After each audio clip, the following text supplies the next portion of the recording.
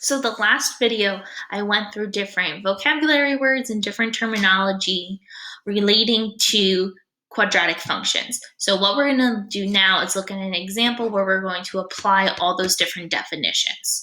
So the first example that we're going to be looking at is this graph here. And what we want to do is identify the following information. So let's start with our axis of symmetry. So from the last video, we should remember that our axis of symmetry is the middle of our graph. It is a line that cuts your graph directly in half. So you want to find the middle of your graph. So the middle of our graph is going to be this pinkish line here, which is at -1, 2, 3, 4, 5. So your axis of symmetry is at x equals -5.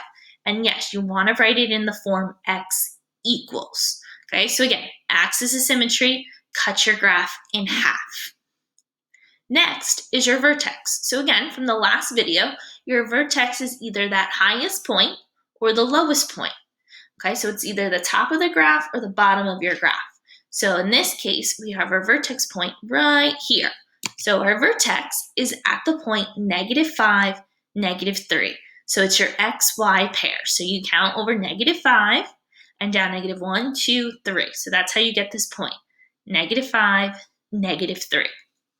And remember, your axis of symmetry is always going to be the x coordinate of your vertex. Now we have our maximum minimum value. So you can't be both. You can't be a maximum and a minimum. You're either one or the other. So in this case, because our graph is opening downwards, we have a highest point.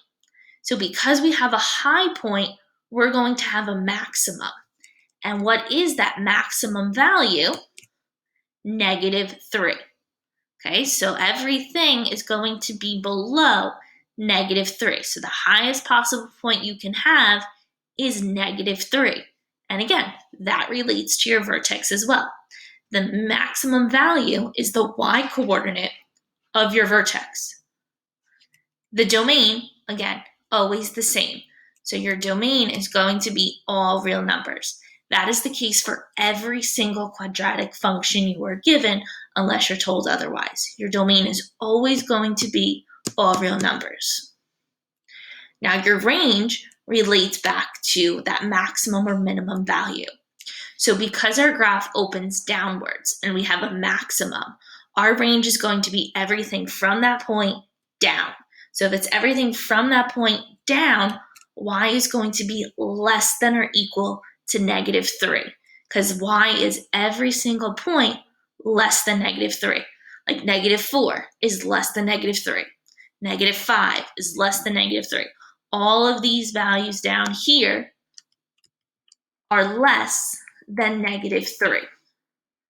So what we're going to do later is go through an example where you try to find all this information on your own.